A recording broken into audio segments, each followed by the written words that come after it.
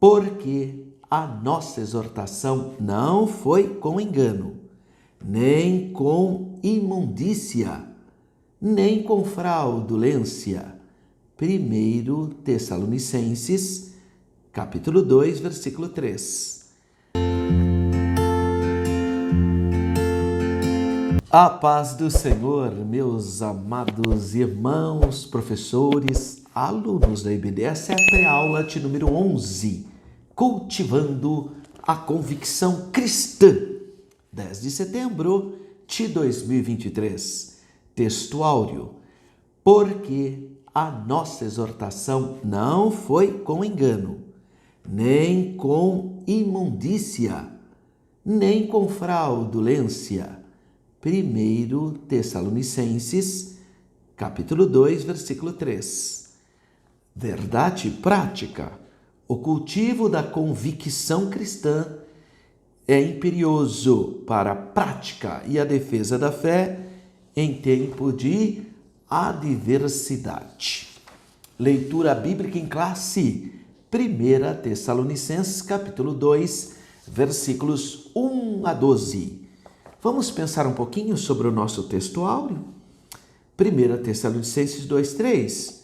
Porque a nossa exortação não foi com engano, nem com imundícia e nem com fraudulência. São 3 situações: engano, imundícia e fraude.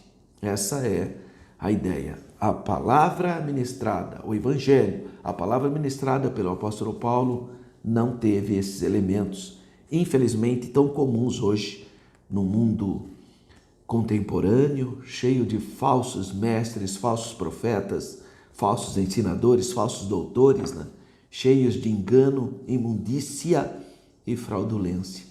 Mas a exortação do apóstolo Paulo não tiveram esses elementos perversos. Então, o contexto do nosso texto áureo está na carta de Paulo aos Tessalonicenses, na primeira, no capítulo 2, entre os versículos 1 a 16. Paulo explica como ele exerceu o seu ministério entre os tessalonicenses. Como que ele exerceu? De maneira geral, isso é importante nós frisarmos, de maneira geral, Paulo está se defendendo, é uma defesa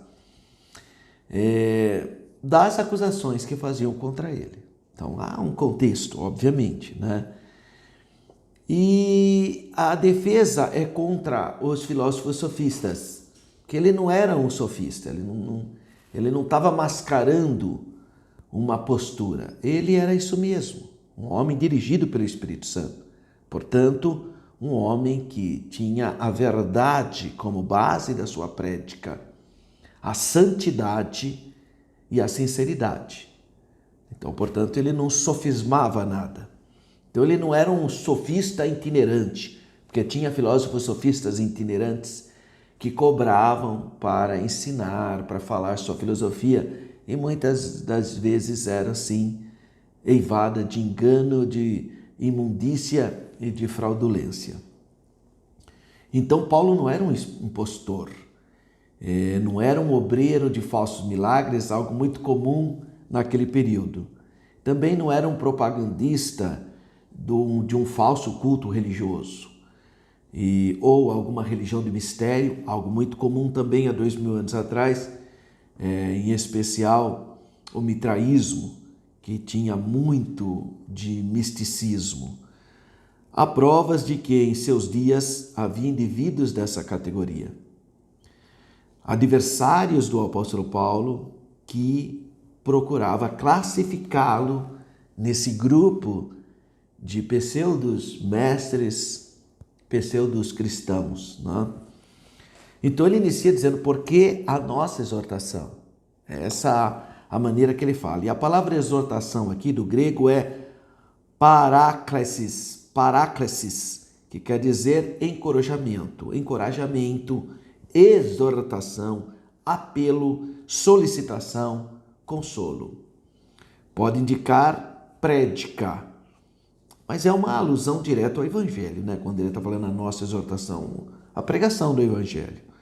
Essa exortação, esse encorajamento ou consolo, bem como a mensagem da salvação, inclui os ensinamentos inerentes à mensagem, à doutrina cristã, alicerçados nos princípios éticos e espirituais.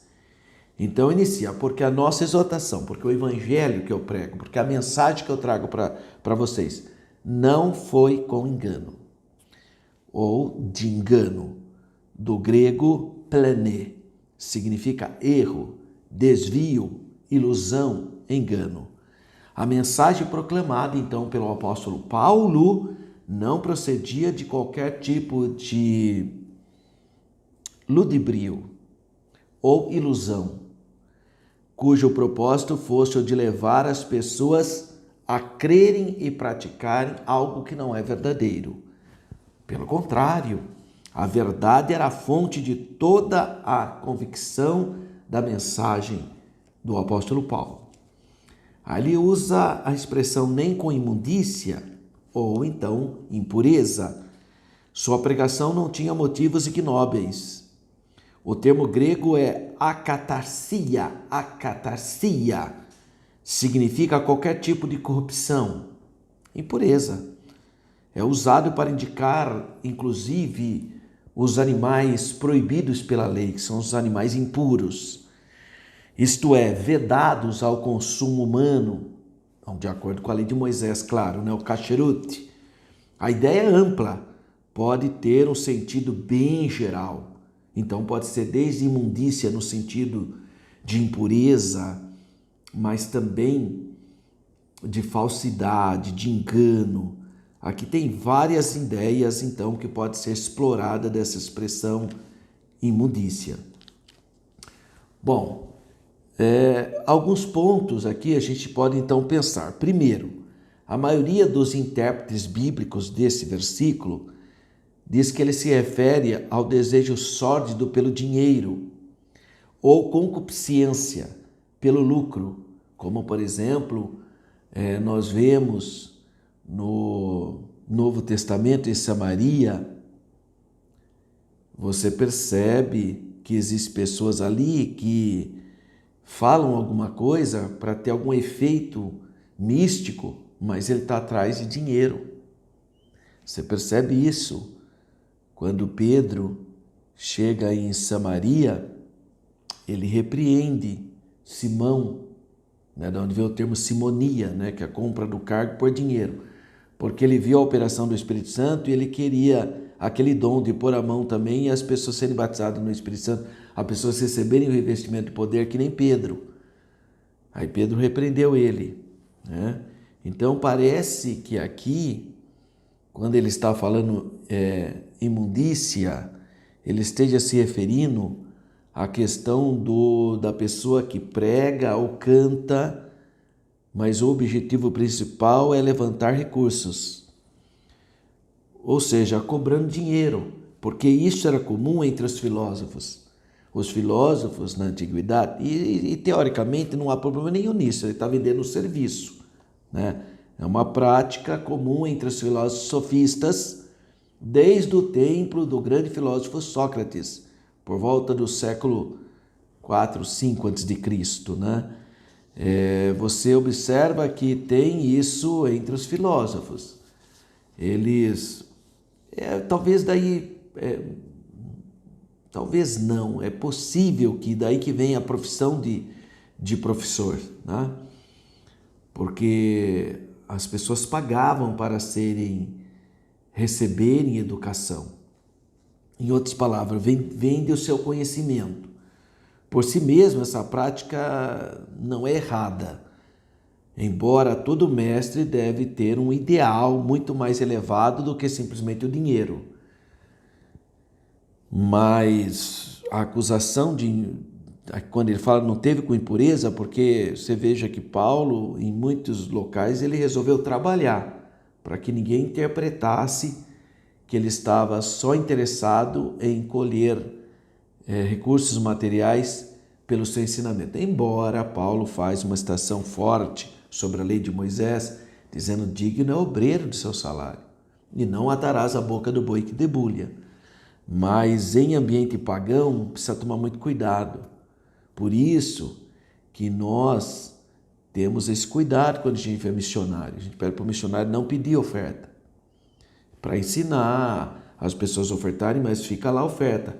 A própria igreja que envia o missionário paga o salário do missionário, para que ele não dependa dos recursos locais. Tá? Então, essas são atitudes que se tomam para evitar a má interpretação. 2. A concupiscência do poder poderia estar em foco também. É possível que os oponentes de Paulo, então, tentassem mostrar que o apóstolo era um ditador extremamente egoísta, que procurava utilizar-se deles para seus fins.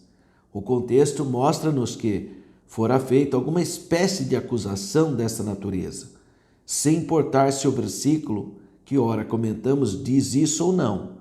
Mas a hora que você lê a primeira carta de Paulo aos Tessalonicenses, capítulo 2, versículos 7 e 8, você percebe esse pensamento ali. Terceiro, há também estudiosos que supõem que foram feita alguma acusação contra Paulo acerca de questões morais, talvez associadas com a doutrina da justificação pela fé. Porque quando ele fala que o justo viverá da fé, isso abalou o judaísmo, que o judaísmo prega ainda hoje que a justificação é pelas obras. E Paulo cita em Romanos capítulo 4, dizendo que Abraão foi justificado pela fé, não pelas obras. Então, para quem é apegado em obras, em rituais, em celebrações, em cerimônias religiosas, que pratica todas aquelas obras, ele teve um choque quando ouviu falar que era pela fé. E aí eles acusarem Paulo, então, de não ser uma pessoa séria, porque para eles ele estava fugindo do que prescrevia o judaísmo, embora Paulo não está falando nada além do que está no Antigo Testamento, no livro de Abacuque, que diz o justo verá da fé. Então Paulo não inventou a doutrina da justificação da fé, ela está presente na Bíblia. Mas pode ser que os judeus tenham interpretado Paulo como um libertino, né? Filósofo libertino. E, portanto, ele estava corrompendo a doutrina, né? A doutrina judaica. Claro que não era nada disso, mas eles interpretaram. 4. Finalmente, essa palavra poderia ser compreendida como indicação geral de motivos baixos e ignóbeis, sem especificar, mas que seria algo que não fosse sério. Todas essas interpretações são possíveis. Na palavrinha aqui do texto áureo, essa única palavrinha aqui, nem com imundícia. Então pode ser corrupção, pode ser corrupção da doutrina, tem muita coisa aí. Todas essas interpretações, então, acabam sendo possíveis. Mas provavelmente o texto esteja falando de corrupção moral. É o que parece que tem mais a ver. Na igreja cristã primitiva, havia certos mestres gnósticos que realmente promoviam imoralidade. Então você vê lá Paulo falando em 1 Timóteo 3,8, são homens sem temor de Deus, que levam mulheres presas, né? Então você vê que há uma ideia de impureza. O gnosticismo foi a mais perturbadora das heresias no primeiro século. Inclusive, o gnosticismo deixou marcas no cristianismo paganizado. Por quê? Porque foram 150 anos, basicamente, de luta incessante contra o gnosticismo, a igreja primitiva. E Paulo mesmo enfrentou essa gente de Corinto, e a sociedade de Corinto e também da Ásia Menor era uma sociedade extremamente permissiva, sexualmente corrupta, e ela absorvia os cultos de Afrodite, a deusa da sexualidade, né, dos gregos. Em Tessalônica havia o Cabiri, que também se entregavam a tais abusos. E os adversários de Paulo se deleitavam em fazer acusações contra ele, dizendo que Paulo era um desses sofistas libertinos. Acusação, né? Sempre houve isso. Pessoas que não têm capacidade, aí tenta desconstruir a outra pessoa, né? Vira uma coisa pessoal, né? E finalmente ele fala, nem com fraudulência, ou nem se baseia em dolo. O termo grego é dolos, literalmente, dolos. É aqui então usado como ludibrio, truque, astúcia, aquilo que Satanás usou para a mulher, para Eva. A mãe Eva, né, foi iludida. Ali fala de ilusionismo. A astúcia maligna, dolo. Paulo não era um impostor malicioso ou um falsificador que enganasse e corrompesse de propósito o povo. Não. Nisso vemos a que extremos foram os opositores do apóstolo Paulo. Opositores que tentaram desacreditá-lo. Tem gente assim ainda hoje, que como não tem capacidade, então tenta desacreditar a pessoa. Aí vê um elogio de alguém elogiando, olha, essa pessoa foi uma bênção. Mas só que ele fez isso, aquilo. Ou inventa, ou dá uma dimensão completamente diferente. Porque tem gente que escuta uma coisa, mas fala outra. Vê uma coisa, mas fala outra. Tá? Então, eram esse tipo de pessoas maliciosas e pervertidas que o apóstolo Paulo enfrentou. A introdução. Bom, a nossa pré-aula vai abordar, então, como que nós podemos manter a nossa fé como verdadeiros embaixadores de Cristo, mesmo num ambiente de belicoso, né? Mesmo num ambiente bélico, de falsas doutrinas, de embates, como manter a nossa convicção espiritual. E esse é o primeiro tema, a convicção espiritual. Bom, primeira coisa, a gente precisa do poder do Espírito Santo. Não adianta, irmãozinho, irmãzinha.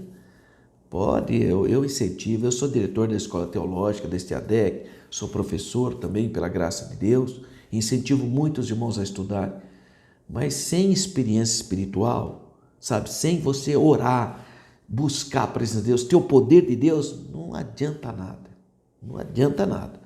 Então, por orientação divina, o Evangelho foi proclamado na Europa. Paulo teve uma visão em que um homem lhe dizia, passa a Macedônia e ajuda-nos.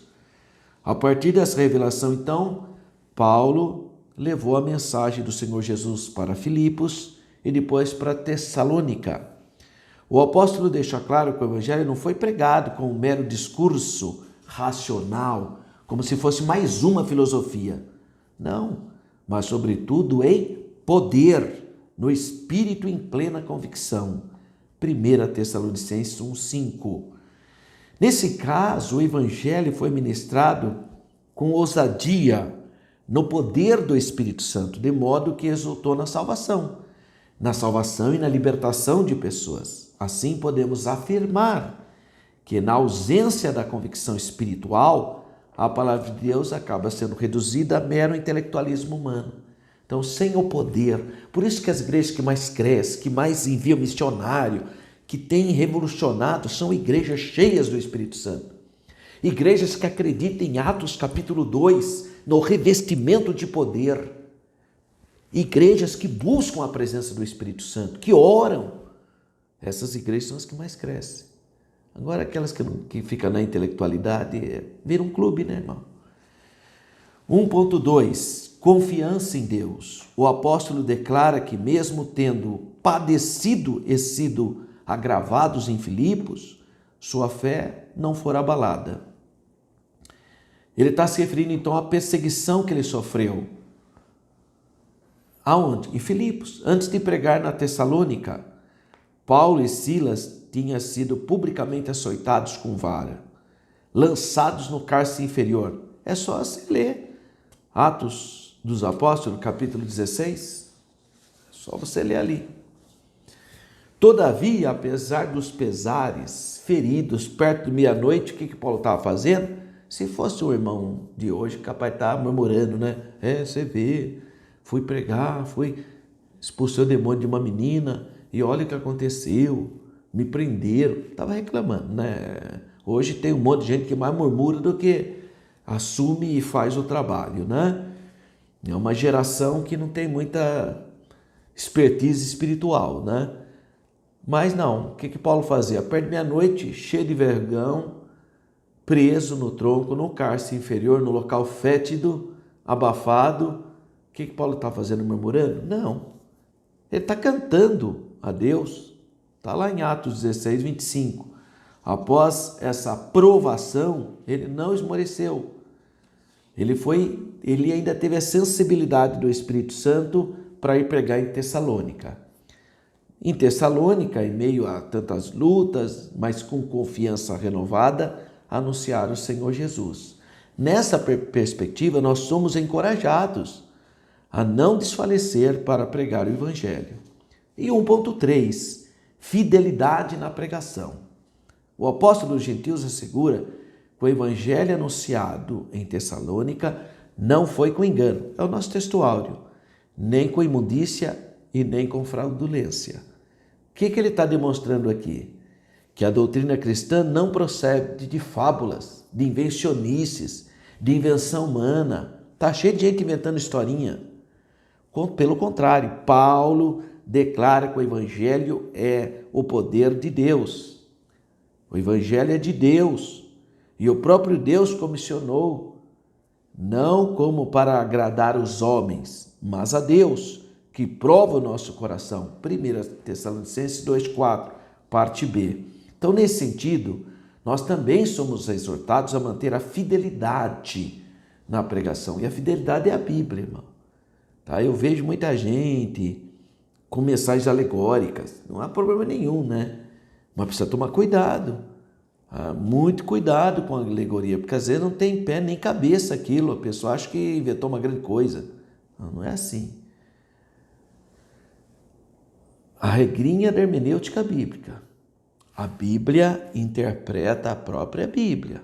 Então temos que estar atento para isso. Resuminho, sem a ação poderosa do Espírito Santo, a pregação é incapaz de transformar. Não transforma nada.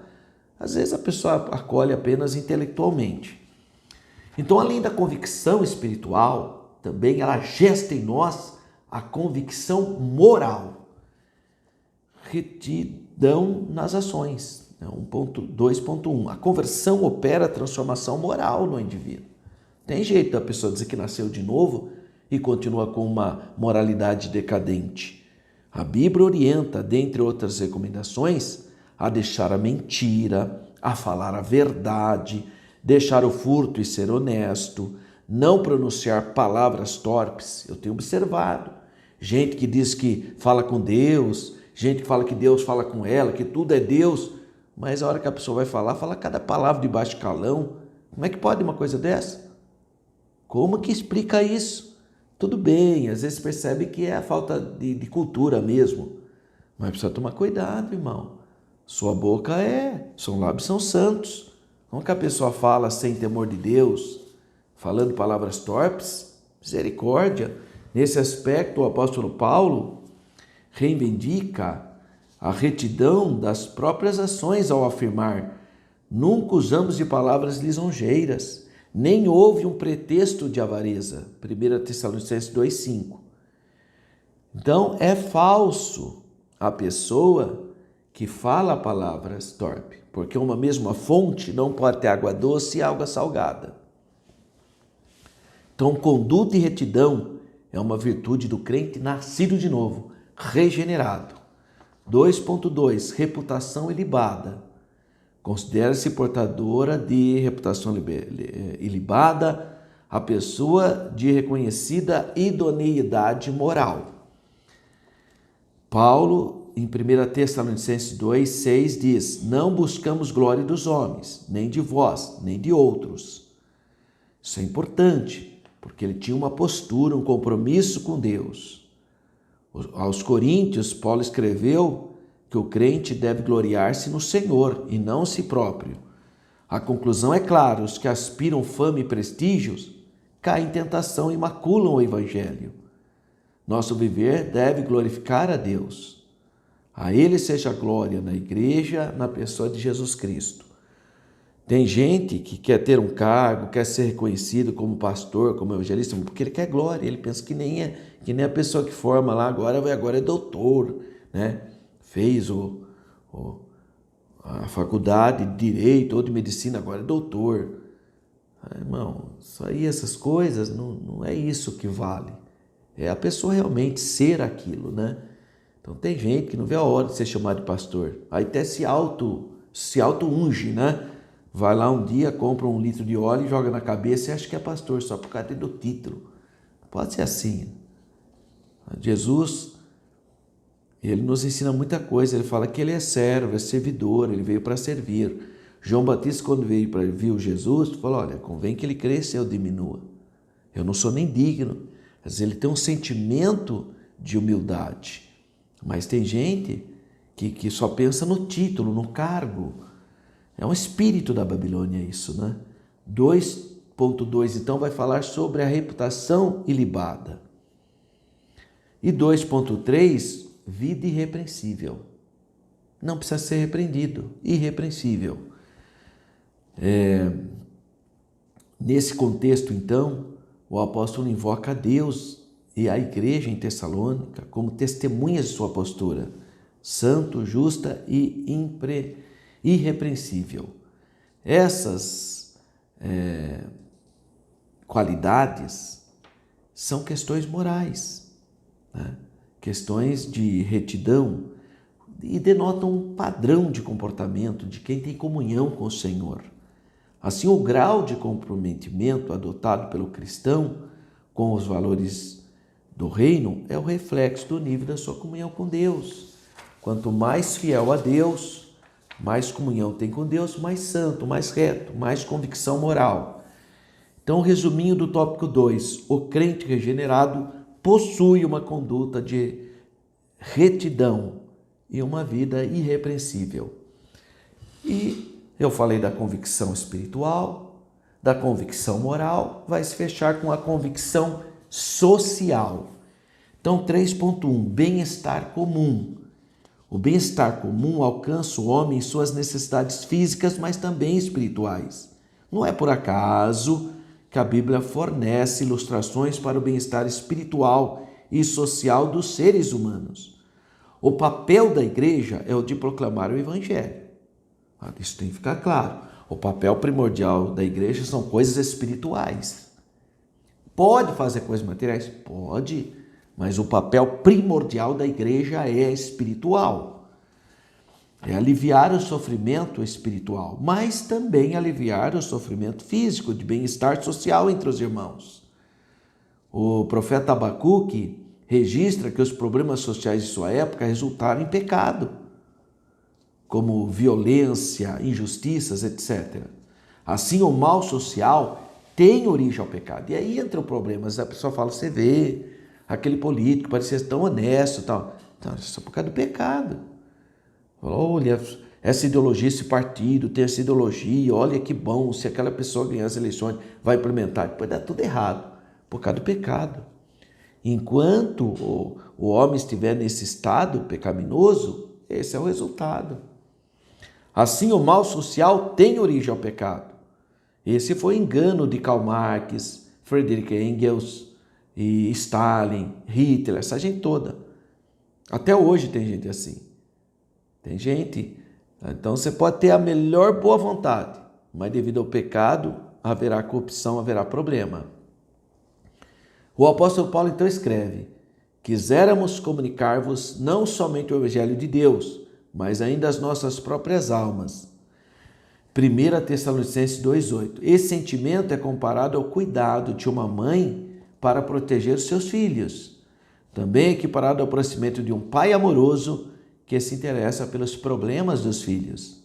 Era assim que Paulo encorajava e confortava a igreja.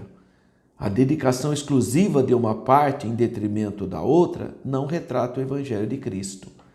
Então, nós temos sim que fazer ações sociais. Você vê, na nossa igreja nós temos a assistência social. É a cesta básica, irmão. Tem gente que confunde as coisas. Não, irmão, tem que dar uma cesta com carne. Não, irmão, é a cesta básica. O papel da igreja é espiritual. Aí vem uma família que precisa, leva uma cesta básica. É básica, irmão. Nós não somos o governo que recolhe imposto, não é isso. Ah, mas e os dízimos, as ofertas? Isso é para uma outra coisa. Não falta nada na casa de Deus.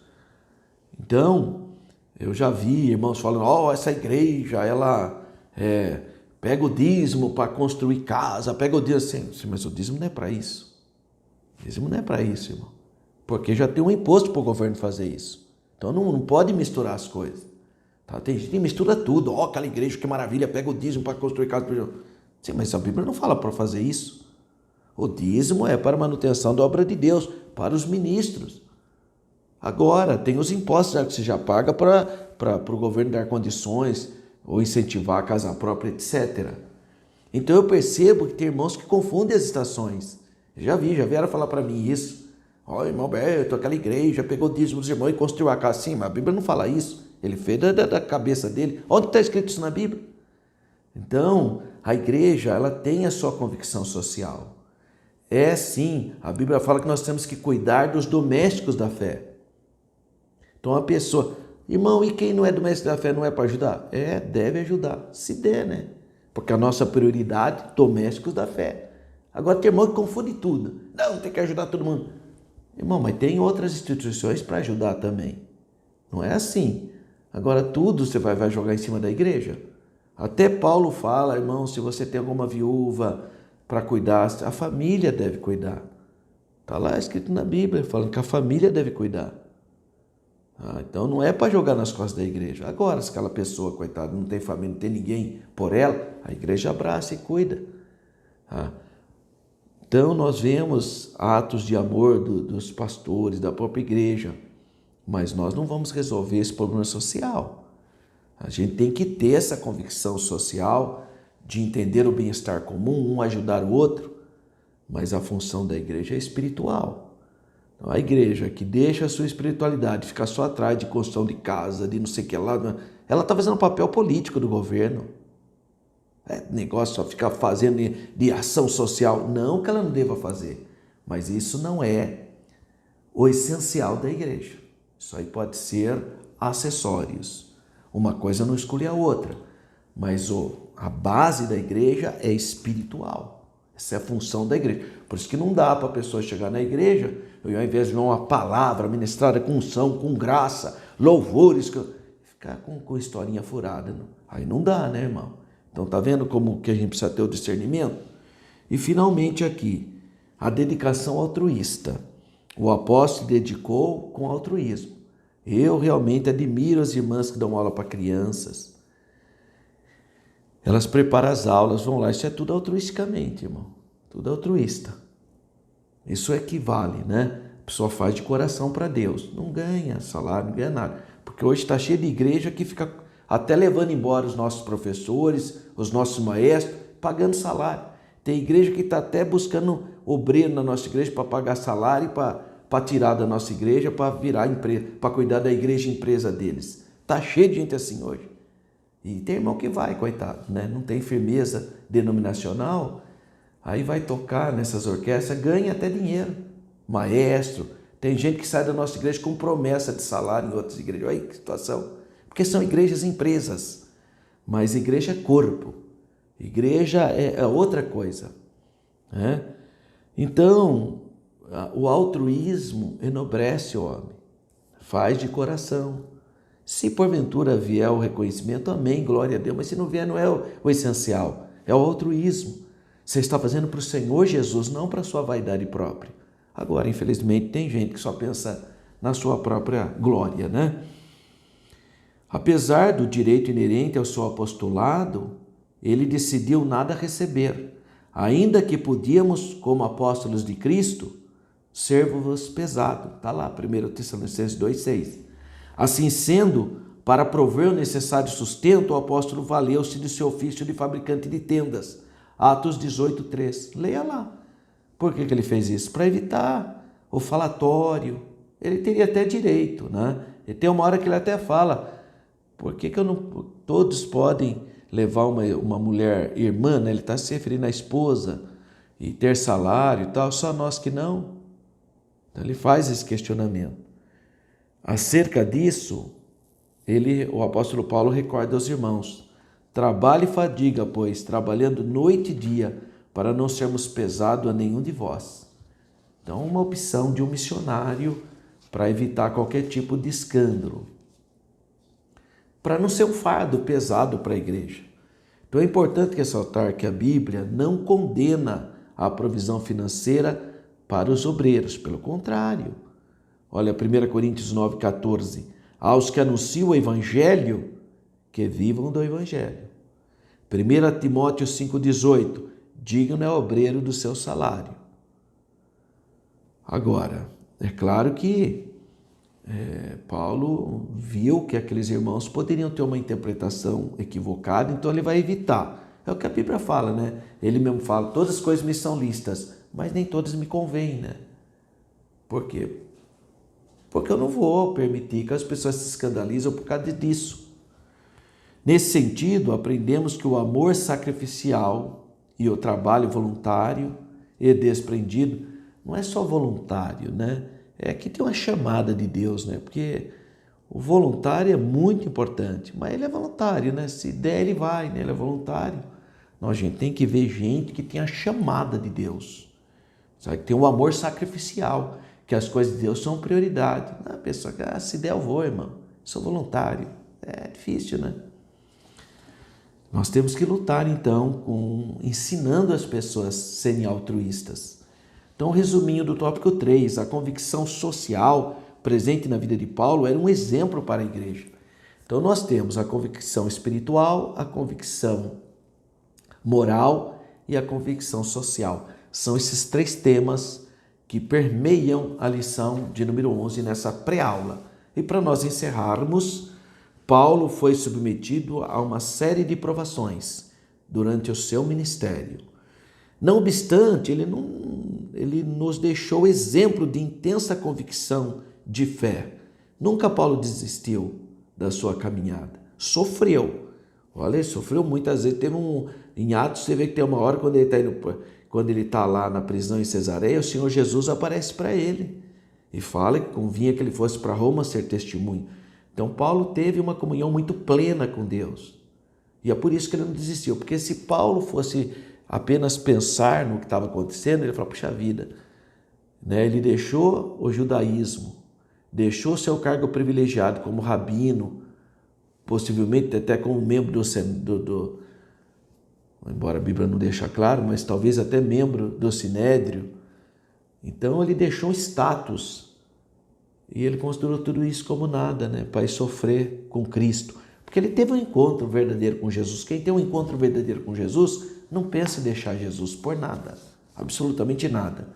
Então destaca-se a sua convicção espiritual, resultante do poder do Espírito Santo, a sua convicção moral como reflexo do temor a Deus e a sua convicção moral social demonstrada pelo desejo de servir, altruísmo. Ratifica-se que em nossos dias carecemos dessa firme convicção em defesa dos interesses do reino de Deus na terra. Ter esse sentimento, essa convicção. E quem nos dá? O Espírito Santo, o temor de Deus, o amor de Deus derramado no nosso coração, para servir, para semear. Eu aproveito essa lição para agradecer aos irmãos de Campinas, todos aqueles que são fiéis nos dízimos, nas ofertas, todos que têm sido fiéis com a missão. Os missionários precisam da gente. Todos que têm sido fiéis com o Instituto Paulo Freire. São mais de 220 crianças sendo cuidadas. Todos que têm sido fiéis, trazendo 1 quilo de alimento não perecível. Que Deus continue abençoando sua vida. São convicções que eu e você temos que ter, porque tudo isso são atos de fé. Eu não faço isso para ser salvo. Eu não faço isso por uma obrigatoriedade, como dizia a lei de Moisés, nada disso. Até porque Abraão viveu antes da lei e deu dízimo também. Então eu não faço, Jacó também viveu antes da lei e deu dízimo também. Então a gente não faz isso por causa da lei, não é nada disso. A gente faz isso porque o amor de Deus está derramado no nosso coração e eu expresso atos de fé. Como Abraão expressou atos de fé, sendo dizimista em tudo, no capítulo 14 de Gênesis, se você pular 10 capítulos, no 24 está escrito, e o Senhor abençoou Abraão em tudo. Ele deu dízimo de tudo, foi abençoado em tudo. Glória a Deus.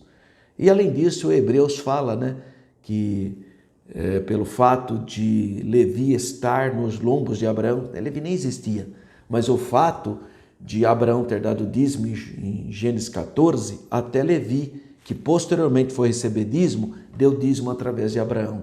Isso tem a ver também com uma descendência abençoada. Então seja fiel a Deus, faça atos de fé, tenha convicção espiritual, tenha convicção moral, tenha convicção social, que o Senhor continuará abençoando sua vida, que essa pré-aula te prepare para a ministração da aula do dia 10 de setembro. Fique na paz do Senhor.